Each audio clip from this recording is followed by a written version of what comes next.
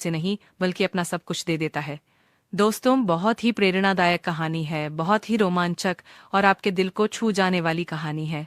बस आप लोग कहानी को अंत तक सुनिएगा। दोस्तों, यह कहानी शुरू होती है पटना से कोटा ट्रेन में। एक लड़का जिसका नाम राहुल कुमार होता है, वो नीट एग्जाम की तैयारी कर रहा था। पिछले 2 सालों से वह अपने शहर पटना में ही कोचिंग करके पेपर देता है, लेकिन उसका एग्जाम नहीं निकलता।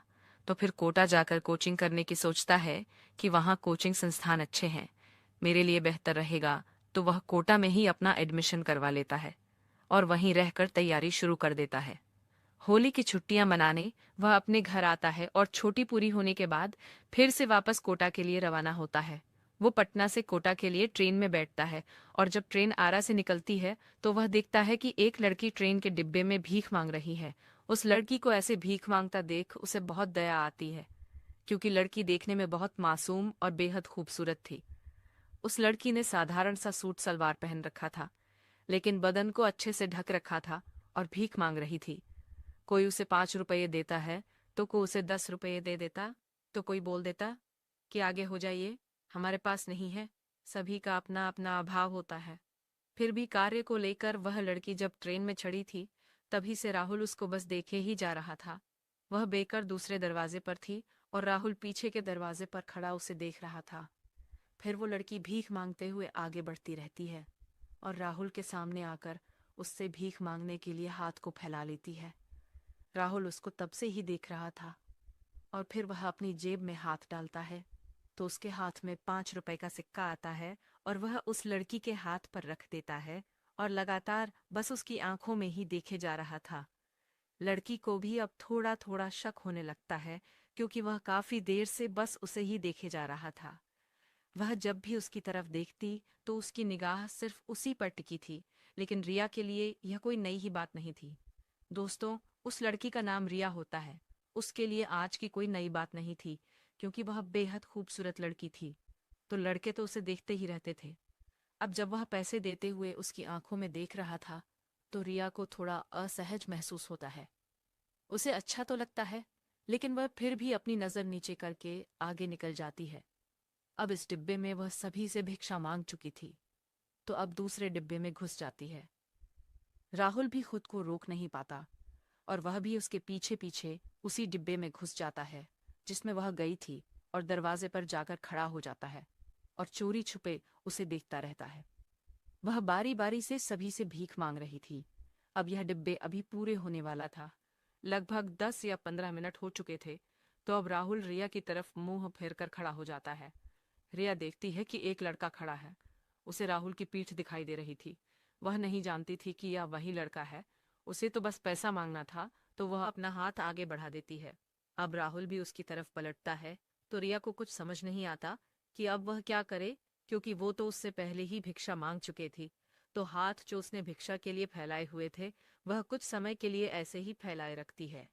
अब राहुल भी अपनी जेब में हाथ डालता है, तो उसकी जेब में एक नोटों की गड्डी निकलती और वह नोटों की बंद गड्डी, जिसमें 15,000 रुपए थे, सभी उसके हाथ पर रख देता है। अब रिया इतने ज्यादा पैसों को देखती है तो वह हैरान रह जाती है। वह कुछ समझ ही नहीं पाती कि आप इस लड़के के साथ क्या व्यवहार करें और क्या न करें, क्योंकि हाथ में इतना ज्यादा पैसा होता है कि वह कई दिनों तक भी भीख मांगकर इतना पैसा जमा नहीं कर सकती थी। और यहाँ एक ही पल में वह लड़का उसे 15,000 रुपए दे देता है। अब राहुल रिया की आंखों में ही देख रहा था और फिर वो भी उसकी आंखों में देखने लगती है। इन दोनों को कुछ समझ नहीं आ रहा था, एक दूसरे से कुछ कह भी नहीं पाते। अब राहुल को लगता है कि शायद रिया कुछ कहना चाहती है। इससे पहले ही वह बोल पड़ता है कि मेरे पास अभी सिर्फ इतनी ही है, इससे ज्यादा अभी नहीं है रिया। यह बात सुनते ही अपनी नजर को झुका लेती है। उसको कुछ समझ ही नहीं आता कि इस पैसे को अपने पास रखे या ना रखे। राहुल भी अब वहां थोड़ा असहज महसूस करने लगा था, तो वो फिर वहां से चला जाता है और अपनी सीट पर जाकर बैठ जाता है।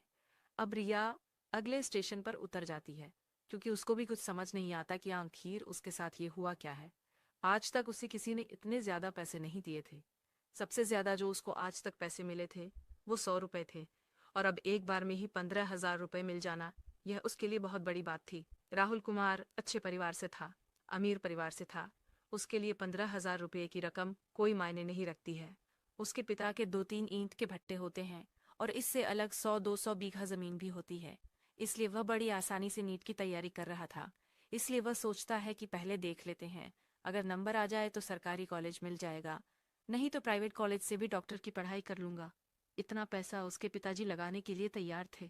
दोस्तों, राहुल अपनी सीट पर ही बैठा हुआ था और उसके पास अब कुछ ज्यादा पैसे बचे नहीं थे। मतलब कैश तो अब खत्म हो चुका था, क्योंकि जो कुछ पैसे थे सभी वह उस लड़की को दे चुका था। लेकिन बैंक अकाउंट में एटीएम में काफी पैसा था, पर कैसे अब उसके पास खत्म हो गया था। तो इसको जरा सा एहसास होता है कि यार, मैंने ये क्या पागलपन कर दिया। और कुछ देर तक वह ऐसे ही सोचता रहता है। अब अगले स्टेशन पर ट्रेन रुकती है तो ये नीचे उतरता है और दूसरे डिब्बे में जाकर देखता है कि वह लड़की अभी भी भीख मांग रही है क्या। तो वह उसको कहीं नहीं दिखाई देती। फिर उसको लगता है कि शायद वह पहले ही स्टेशन पर उतर गई होगी। और फिर राहुल कोटा पहुंच जाता है, अपनी पढ़ाई स्टार्ट करता है।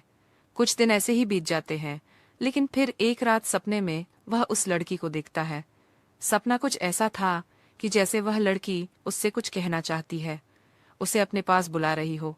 उसको महसूस होता है कि शायद वो मेरा इंतजार कर रही है। फिर उसकी आंख खुल जाती है और वह उठकर बैठ जाता है। सोच में पड़ जाता है बहुत ज्यादा। वह अब बेचैन हो गया था। वह खुद को कोसने लगे। करता है कि मुझे अपनी सीट पर नहीं बैठकर उस लड़की के पीछे ही जाना चाहिए था। उससे बात करनी चाहिए थी, कौन है, कहाँ रहती है। ये सब बातें उसके दिमाग में घूमने लगती हैं। वह सो नहीं पाता। उसको ऐसा लगने लगता है कि शायद मुझे उससे प्यार हो गया है। प्यार मुझे शायद पहली नज़र में ही हो गया था, तभी मैं उसको इतना ज्यादा देखे ही जा रहा था। अब सोचता है कि करूँ तो क्या करूँ।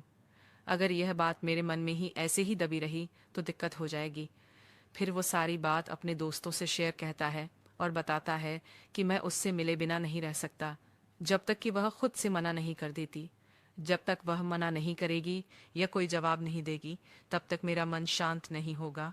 उसका दोस्त उसे एक सलाह देते हुए कहता है कि वह लड़की तुम्हें जल्द ही मिल जाएगी, क्योंकि इस तरह के लोगों का अपनी जगह सेट होती है कि इन इन जगहों पर जाना है और अपना जो काम है भिक्षा का वह करना है।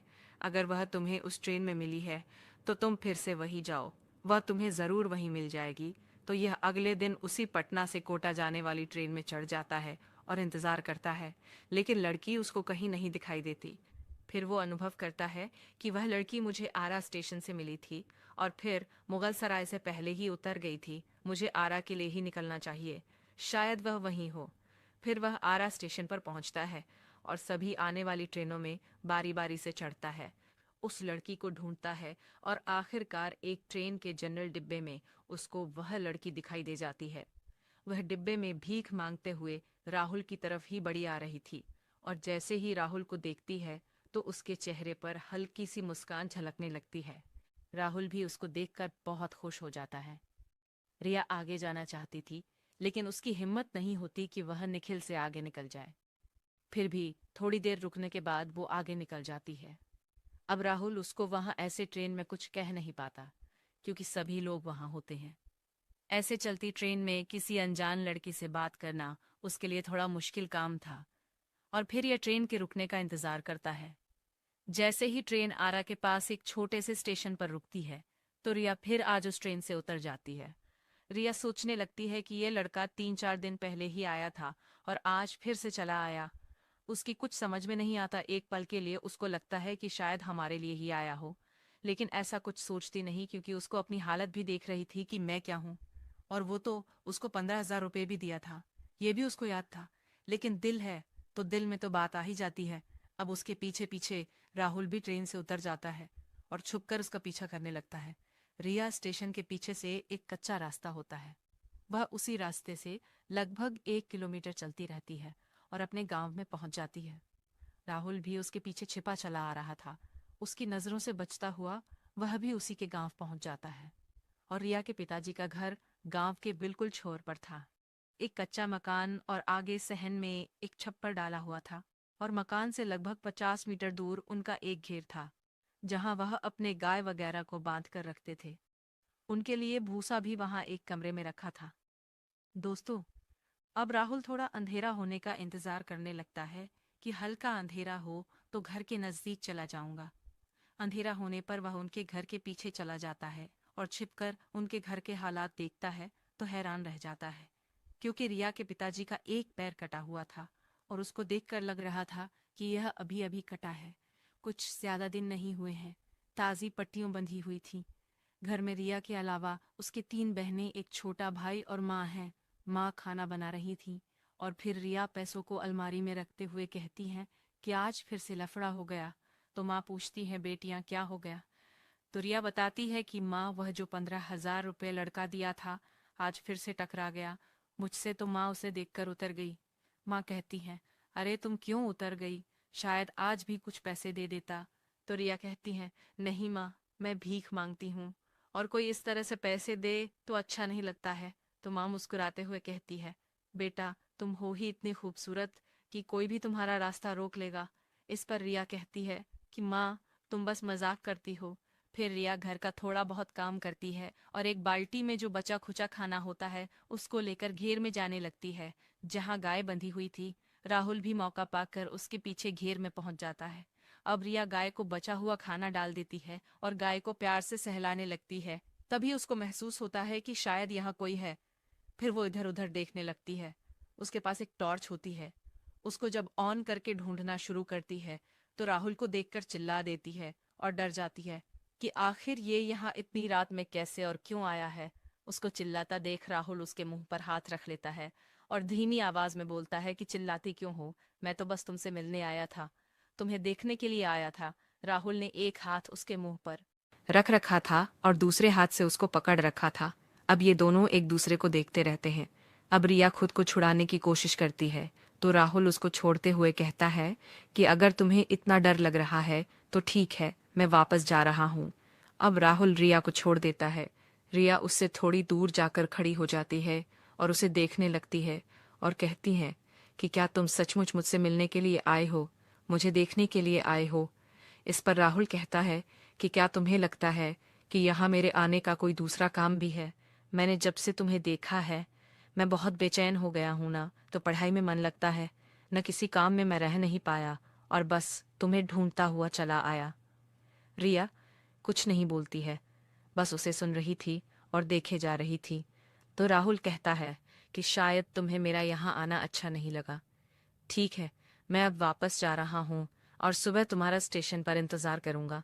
तुम्हें देखने के लिए तुम भले ही मुझे मत देखना, लेकिन तुम मुझे तो नहीं रोक सकती हो। देखने से अब राहुल वहां से जाने लगता है।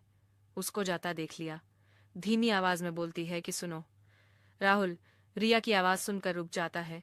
तो फिर रिया कहती है कि अब रात में आप कहाँ भटकते फिरेंगे, आप चाहें तो यहाँ रुक सकते हैं। काफी रात हो चुकी है, स्टेशन पर भी खाना वगैरह नहीं मिलेगा। फिर वो एक चारपाई डालती है और राहुल से कहती है कि आप यहाँ आराम कर लो, जब सभी सो जाएंगे तो मैं आपके लिए खाना भी ले आऊंगी। रिया की यह बात सुनकर राहुल का कोई खुशी का ठिकाना नहीं रहता। वह उसको लेकर बहुत दूर तक का सोचने लगता है। अब वह घर जाती है तो माँ रोटियां बना रही थी। माँ से वह कहती है, माँ अब आप खाना खा लीजिए, रोटी मैं बना दूंगी, क्योंकि वो नहीं चाहती थी कि माँ रोटी बनाए और कोई रोटी जल जाए। फिर वो सभी के सोने का इंतजार करने लगती है और एक थाली में 3-4 रोटी और अचार रखकर दबे पांव घेर में चली जाती है। राहुल चारपाई पर लेटा हुआ था। रिया को आता देख वह उठ जाता है। रिया उसको खाना देकर नीचे बैठ जाती है तो राहुल कहता है कि तुम पहले तो ऊपर बैठो। तो रिया कहती है, नहीं, मैं यहीं ठीक हूँ, आप खाना खा लीजिए, पता नहीं कब से भूखे हैं। फिर राहुल हाथों को धोता है और रोटी का टुकड़ा तोड़कर पहले रिया की तरह बढ़ाता है। तो रिया कहती है, आप खा लीजिए, मैंने तो खा लिया है। तो राहुल कहता है, नहीं, मैं अच्छे से जानता हूँ तुमने अभी तक खाना नहीं खाया है, तुम्हें देखकर लग रहा है कि तुम भी भूखी हो। फिर राहुल और रिया दोनों साथ बैठकर खाना खाते हैं। वह खुद भी खाता है और रिया को भी खिलाता है। दोनों खाना खाने के बाद बातचीत करते हैं। तो राहुल पूछता है कि कब से तुम ये काम कर रही हो? तो रिया कहती है कि मेरे पापा पहले मजदूरी करते थे, लेकिन एक दुर्घटना में इनका पैर खराब हो गया और डॉक्टर को उसे काटना पड़ा, तो अब वह काम नहीं कर पाते और जो जमा हुआ कुछ पैसा था वो सब दवाइयों में खर्च हो गए। तो मुझे मजबूरी में अपने घर का खर्च चलाने के लिए भीख मांगना पड़ा और इससे बेहतर मुझे कोई और काम नजर नहीं आया। समय से अपने घर आ जाती हूँ। हाँ, लोग थोड़ा गलत निगाह से देखते हैं, लेकिन मुझे अपने परिवार को देखना है, और पिताजी का पैर भी सही नहीं हुआ है। उसमें घाव है तो दवाइयाँ अभी भी चल रही हैं, ज्यादा खर्चा है बोलने को। तो लोग बहुत कुछ बोलते हैं, लेकिन मदद सिर्फ उसकी करते हैं जहां से पैसा वापस आने की उम्मीद भी हो। अब राहुल भी अपने बारे में सब कुछ बताता है कि मैं ऐसे ऐसे तैयारी कर रहा हूँ। वह एक दूसरे से अपने बारे में जानकारी देते हैं। बात करते करते सुबह के 4 बज जाते हैं। तो अब रिया कहती है कि सवेरा हो गया है, अब तुम स्टेशन चलो, मैं तुम्हें वहां तक ही छोड़कर आऊंगी। तो इस पर राहुल कहता है कि नहीं नहीं, मैं खुद चला जाऊंगा।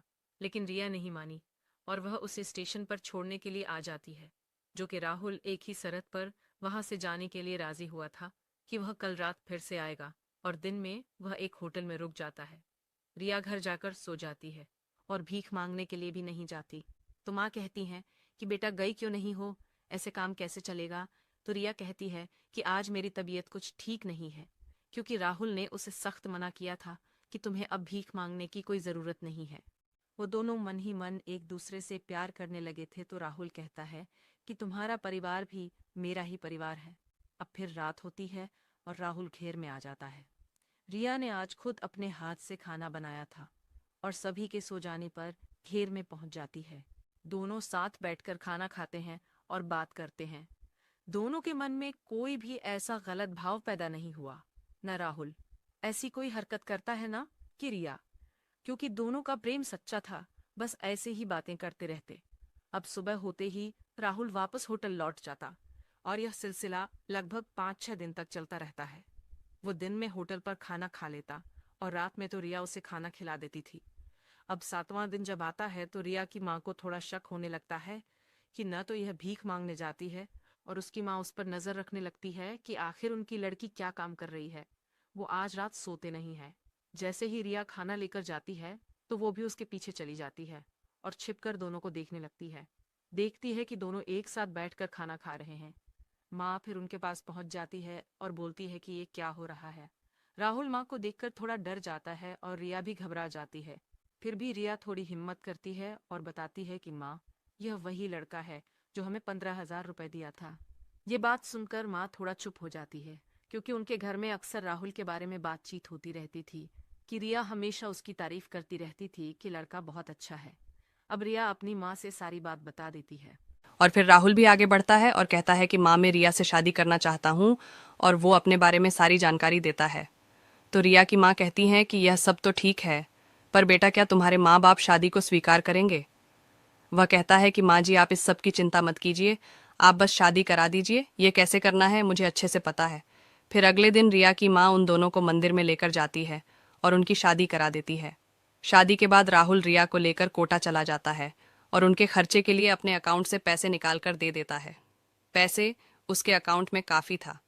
घर वाले हर हफ्ते पैसे डालते रहते थे। वह रिया की माँ से हाथ जोड़कर विनती करता है कि मैं भी आपके बेटे जैसा ही तो हूँ, आप किसी भी तरह से संकोच नहीं कीजिएगा। बेटा और दामाद में कोई फर्क नहीं होता है, एक बेटा होने का फर्ज में भी नहीं निभाऊंगा। अब दोनों कोटा पहुंच जाते हैं। राहुल पढ़ाई भी कर रहा था, लेकिन पढ़ाई पर उसका कुछ खास ध्यान नहीं रहता। शादी हो चुकी थी तो बस दिन भर अपनी पत्नी के साथ ही घूमता रहता। पति पत्नी दोनों बढ़िया जिंदगी गुजार रहे थे। लगभग 1.5 महीना ऐसे ही बीत जाता है। लेकिन अब कोई राहुल के घर खबर दे देता है कि आपका लड़का शादी कर चुका है। ये शादी नहीं की है, तो फिर भी एक लड़की के साथ लिविंग में रह रहा है। पढ़ाई पर कोई ध्यान नहीं है, बस दिन रात उसी के साथ घूमता रहता है। राहुल के पापा ये बात सुनकर गुस्सा हो जाते हैं। वह इस बात से ज्यादा नाराज होते हैं कि ऐसे कैसे लिविंग में रह सकता है। वह डायरेक्ट अपने बेटे को कॉल करते हैं और पूछते हैं कि तुम किसी लड़की के साथ कैसे लिव इन में रह सकते हो। अगर रहना ही था तो उससे शादी करनी थी पहले। और पूछते हैं कि कौन है वो लड़की। राहुल झूठ बोल देता है और कहता है कि पापा, ये लड़की है, हमारे साथ ही पढ़ाई करती थी और हमने शादी कर लिया है। लिविंग में नहीं रह रहे हैं क्योंकि रिया बेहद खूबसूरत थी, लेकिन इसकी खूबसूरती थी, वह थोड़ी दबी हुई थी। उसके घर के हालात के कारण अब जब यह एक खुशहाल माहौल में राहुल के साथ रहती है, फिर उससे जो उसके चेहरे पर रौनक आती है, तो उसके सामने किसी हीरोइन की खूबसूरती भी फीकी लगने लगी थी। और सभी राहुल को कहते थे कि भाई, अगर लड़की लाया है तो वह ये लेकर आया है, अब राहुल के पापा कहते हैं कि तुमने जब शादी कर ली है तो लड़की को घर लेकर आओ, यहाँ के भी जो रस्म रिवाज है उनको भी पूरा करना है। अब राहुल रिया को लेकर घर जाता है और जो भी रस्म रिवाज थे सभी बड़ी तैयारी के साथ पूरे किए जाते हैं। अब राहुल के माँ बाप कहते हैं कि बेटा, इनके माता पिता कहाँ हैं? तो इस पर राहुल कहता है कि पापा, वह अभी नाराज़ हैं, धीरे धीरे मैं आपको उन लोगों से मिलवा दूंगा। वह ऐसा इसलिए बोल देता है कि अगर अभी इन लोगों को सच सच बता दिया तो ये लोग बहुत गुस्सा होंगे और दिक्कत पैदा करेंगे।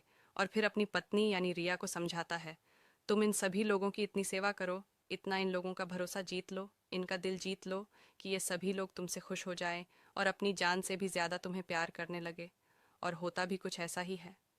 रिया बहुत ही ज़्यादा अपने सास ससुर के खूब सेवा करती है, सभी की बहुत सेवा करती है, हर एक बात का ध्यान रखती।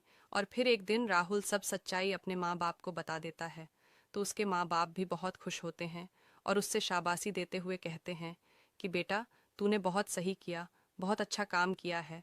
शायद अगर ये किसी बड़े परिवार की लड़की होती तो शायद यह हमें इतना इज्जत मान सम्मान न दे पाती, हमारी इतना सेवा न कर पाती। फिर राहुल के माँ बाप रिया के माता पिता से मिलने जाते हैं और उन्हें भी अपने साथ घर ले आते हैं।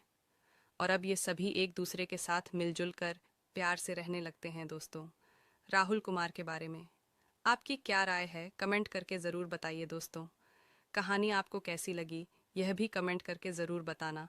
और अगर आप इसी तरह की स्टोरी सुनना पसंद करते हैं तो हमारे चैनल को सब्सक्राइब ज़रूर करें।